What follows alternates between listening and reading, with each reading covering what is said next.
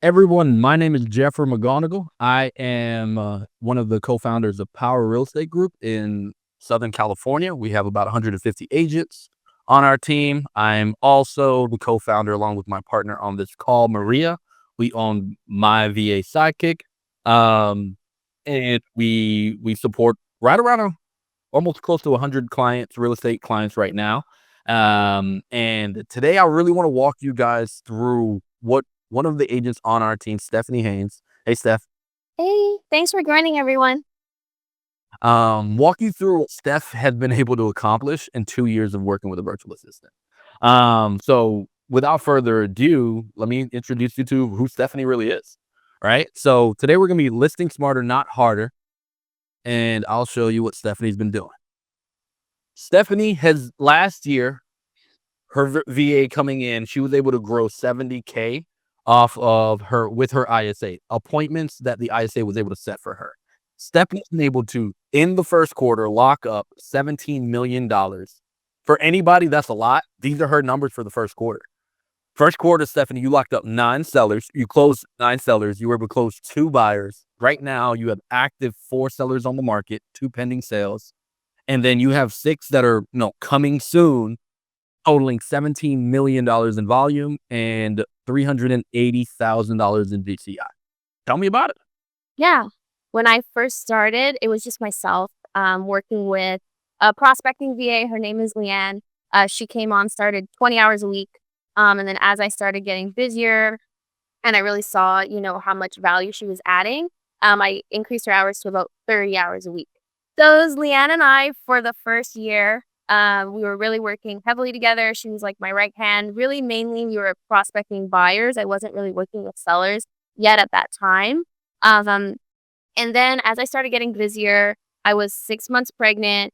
I had my first baby, and then I was like, hey, I think I need a partner. So I started partnering with someone at the office. Her name's Brittany Scott. She's amazing. She's been in the industry for like 7 or 8 years, so she had a lot of experience.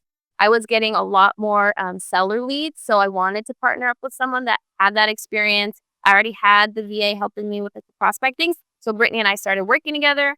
I was pregnant again, and that's when I talked to Jeff, and I was like, okay, everything's moving really well with me, Brittany, and Leanne, but I'm gonna start phasing out, right? I need someone to kind of help us take over my role. So that's how I came up with these two systems really. So the executive VA, that's Leanne's role, and then we have the prospecting VA, which is Jade.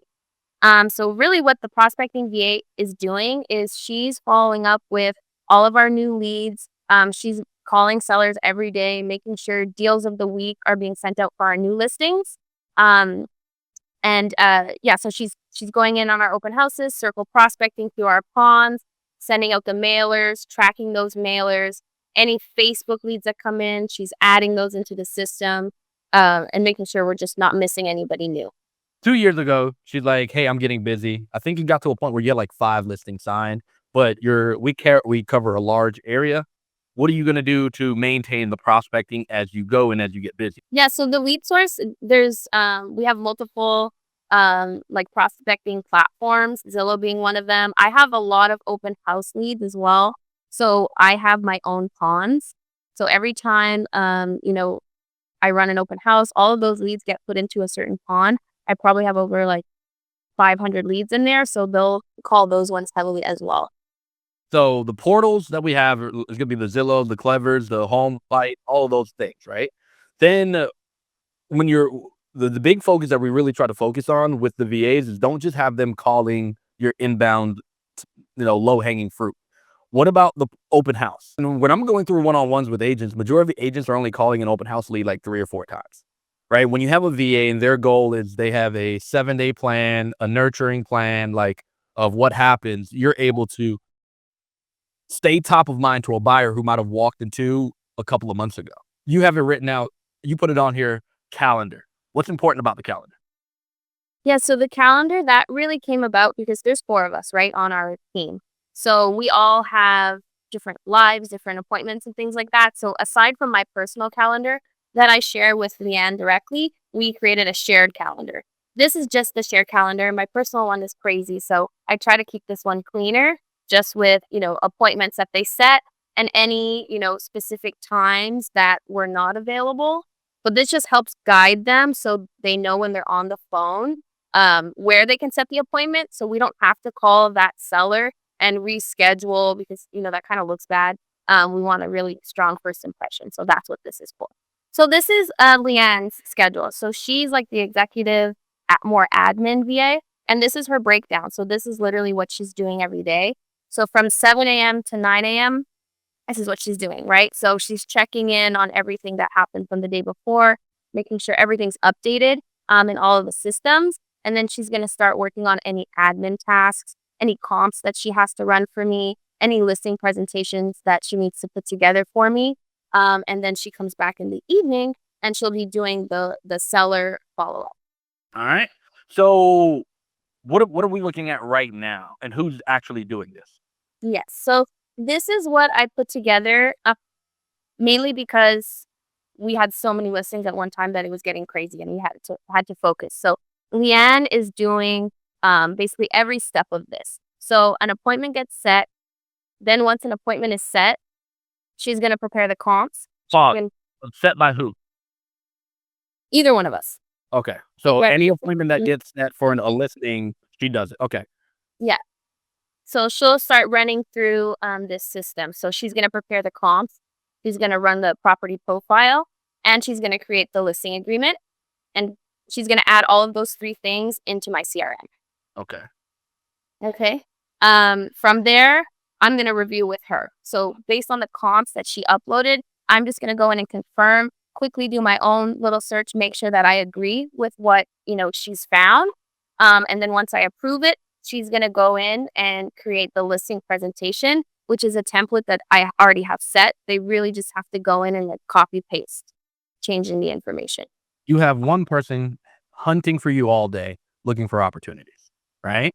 And then you have another person who is preparing you for your daily opportunities and the opportunities you're going to have for tomorrow. Mhm. When an opportunity, let's say an appointment is scheduled for a listing, you only need to check in 2 times to review the comps and the overall presentation so that you're tomorrow. Correct. Yeah. Okay. Yeah. All right. Now what happens after you are able to, so let's say you go on the listing appointment and you crush it. What do you do, and what does your VA do? Mhm. So, once the listing is signed, she'll do the new listing form, which is an office system that we have that sends it to the TC team, letting them know all of the information. And then everybody gets a copy of that form once it's completed. So I get a copy, Brittany gets a copy, RTC Laura gets a copy. And then what Leanne is going to do is she's going to email escrow and title, basically to pre-open the file.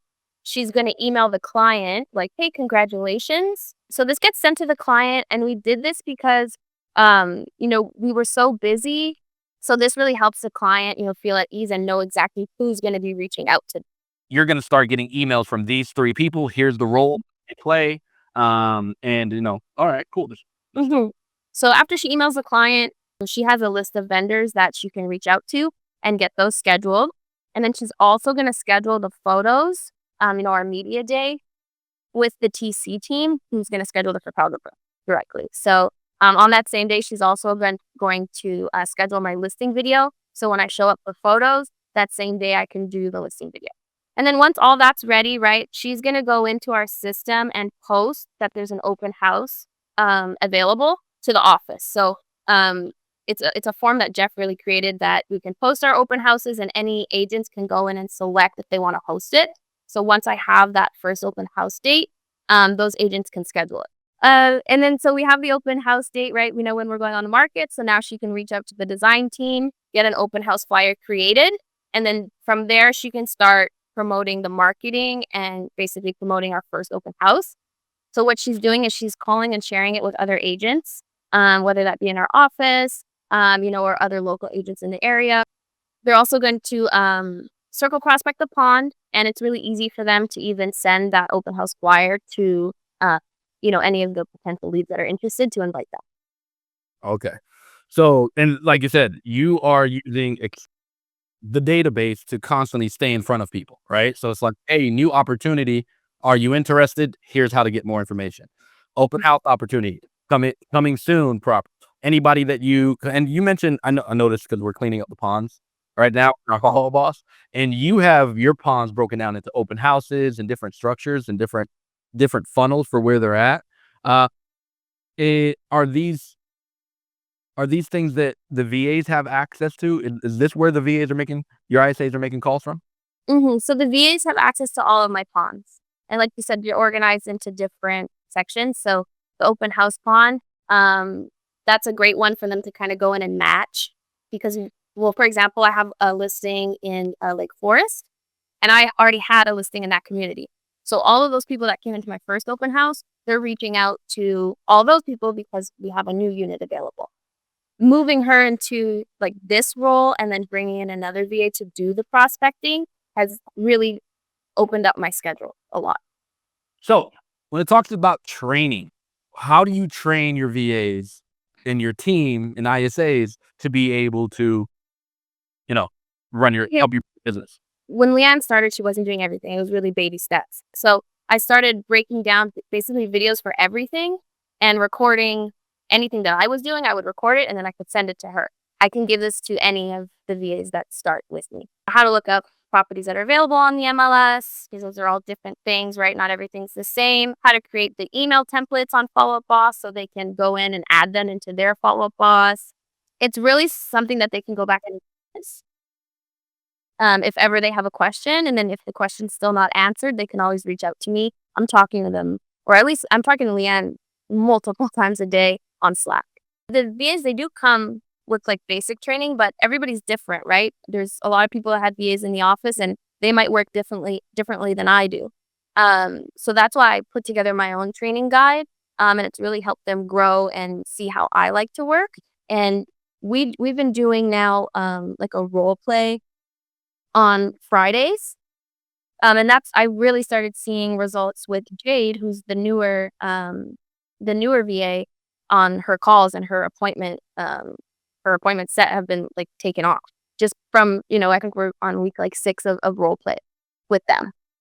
So we'll do a call review on Friday, and it's myself, Leanne, Jade, and then I also opened it up to other people in the office that have VAs and want to join. So sometimes other agents join and sometimes other VAs join. But this was basically a call that Jade had, and she set the appointment with a seller. And you'll see on Shiloh, it gives you a call rating.